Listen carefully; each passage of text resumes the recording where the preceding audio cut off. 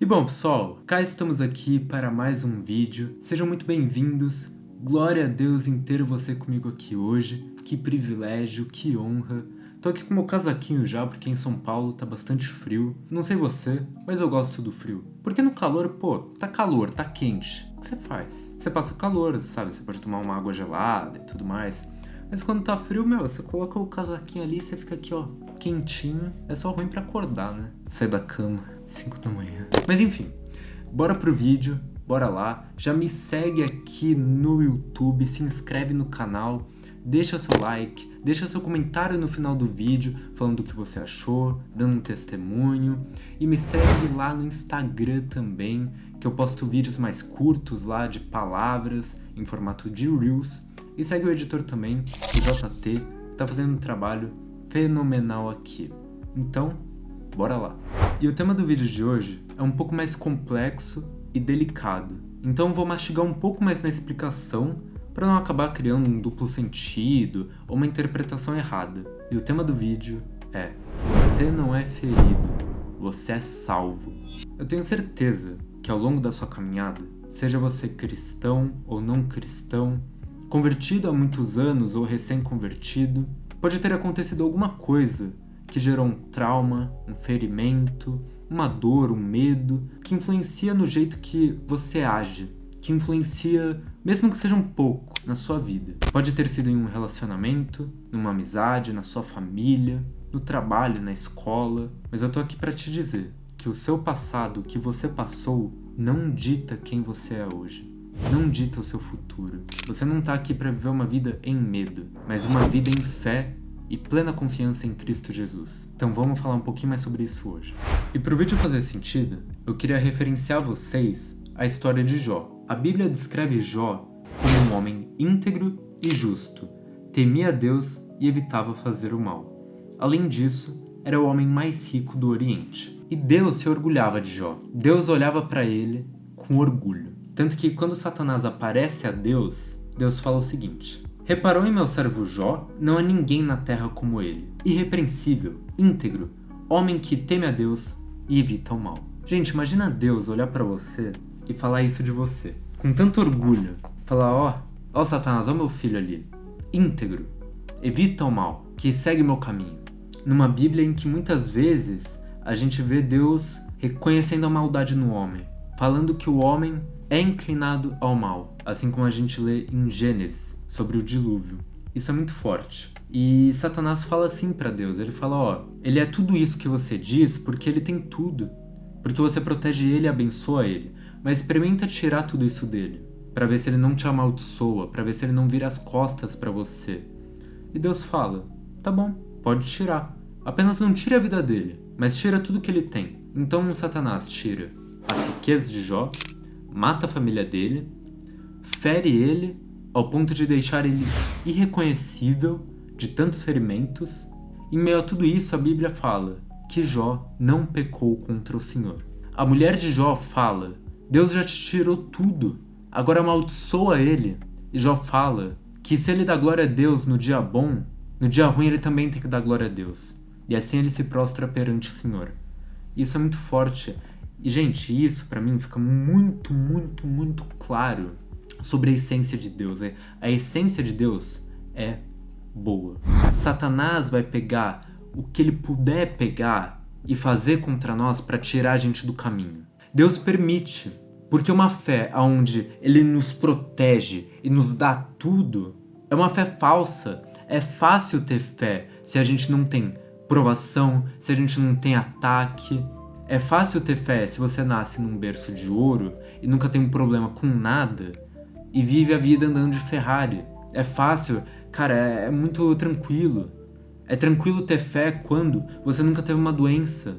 É tranquilo ter fé quando tudo coopera ao seu bem, a sua família, seus amigos, sabe, tudo, seus relacionamentos.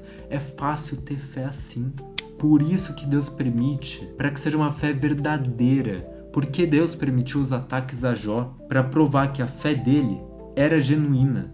Então, sabendo, e a gente lê aqui, Deus pergunta por que Satanás estava ali, de onde ele veio ao encontro dele.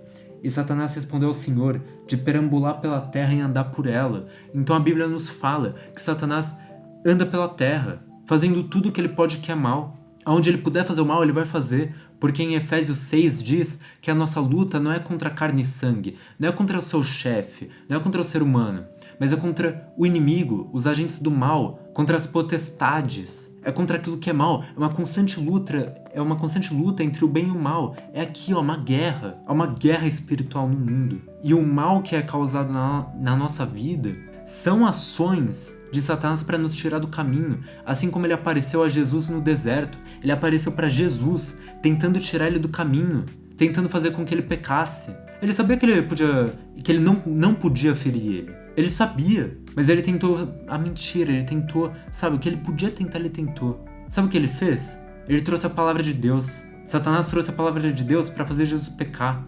Falando, vai lá, se atira, porque na palavra de Deus diz que ele mandará anjos para te buscarem se você tropeçar. Mas Jesus fala, com Bíblia, rebatendo, falando, não tentarás o Senhor. Entenderam o ponto que eu quero chegar aqui? Vocês entenderam que o mal que foi causado na sua vida foi algo espiritual para te tirar do caminho de Deus, para te provar contra, para Satanás provar a Deus e falar, ele não é fiel a você, porque no momento que deu errado, no momento que foi doloroso, ele virou as costas e amaldiçoou o Senhor? Agora você entendeu que o mal que foi causado na sua vida foi uma tentativa do inferno de tirar você do caminho de Deus, para você pecar contra ele, e num caminho que não fosse o dele. Agora você entendeu isso. E continuando, em 2 Coríntios, capítulo 5, versículo 17, a gente lê: portanto, se alguém está em Cristo, é nova criação. As coisas antigas já passaram, eis que surgiram coisas novas. Isso é muito lindo, porque vocês entendem o que Paulo está falando nessa carta aqui? Vocês entenderam o ponto? O ponto é que agora, você estando em Cristo, aquilo que é passado não importa mais. Rodrigo, mas a minha dor. Rodrigo, mas o que me feriram. Rodrigo, conspiraram contra mim. Até hoje dói.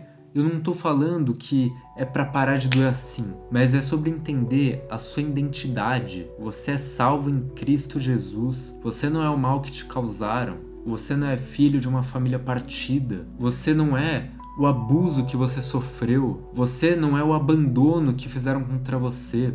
Você não é o bullying que você sofreu na escola. Você não é nada disso. Você não é a conspiração que fizeram contra você em sua igreja. Entende? Você não é o mal que te fizeram. Você é servo e filho de Deus. Você é renascido em Cristo Jesus. Você é salvo. Você é herdeiro do reino de Deus. Esse é o seu título. Seu título é fulano de tal, salvo. Fulano de tal, comprado a preço alto. Fulano de tal, ovelha de Jesus. Tem vários, entende? Então em Cristo você tem uma nova identidade. Em Cristo você tem um chamado, entendeu? E uma coisa que eu quero que você entenda com muito carinho, muita atenção e cuidado é o seguinte: sobre ataque e sobre chamado, muito provavelmente o seu chamado está onde você foi atacado.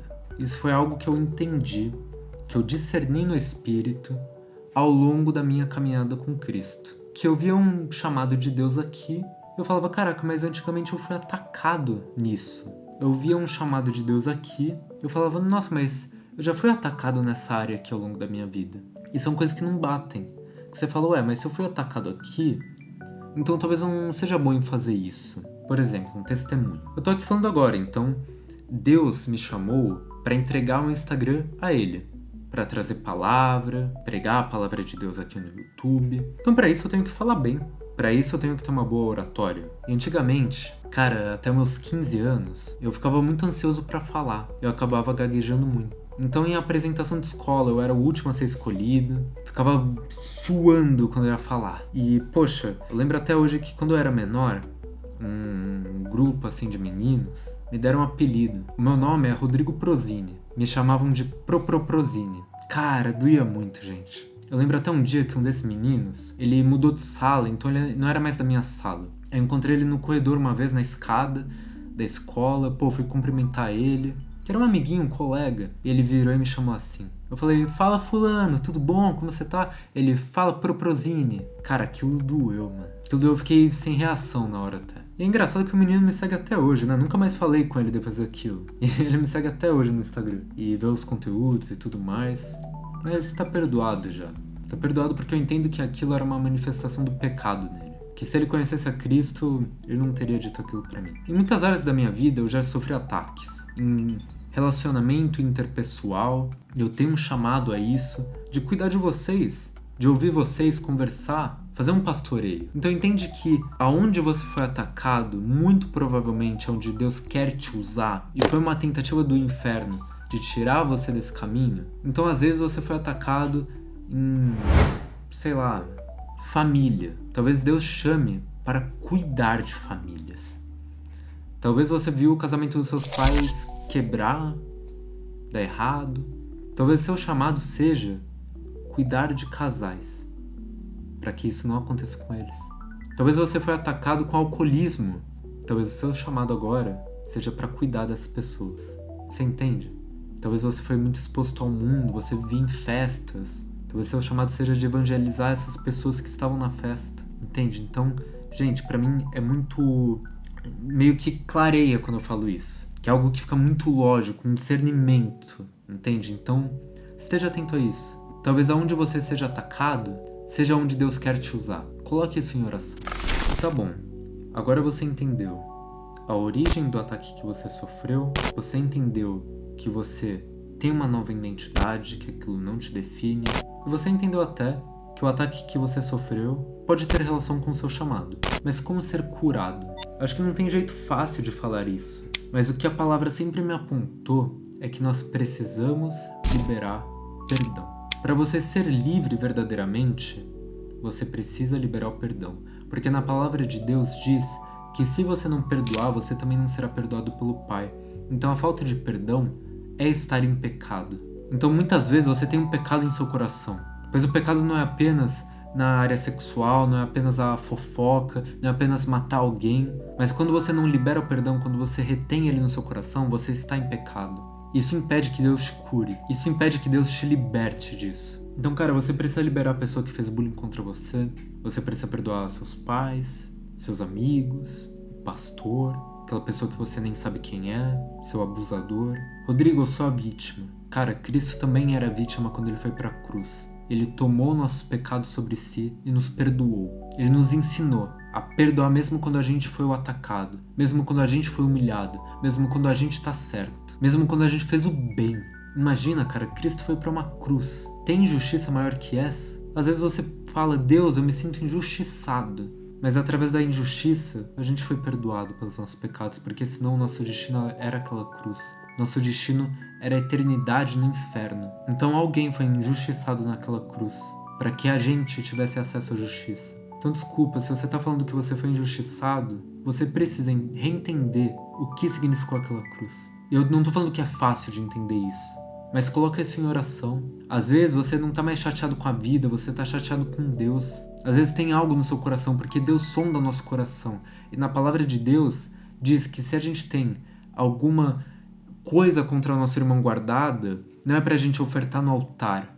É pra gente ir lá e se reconciliar com o irmão. Isso também aponta pra Deus. Então às vezes você tá apresentando sua oferta ao altar, você tá adorando o Senhor, mas de nada vale aquela adoração se há algo contra o Senhor em seu coração.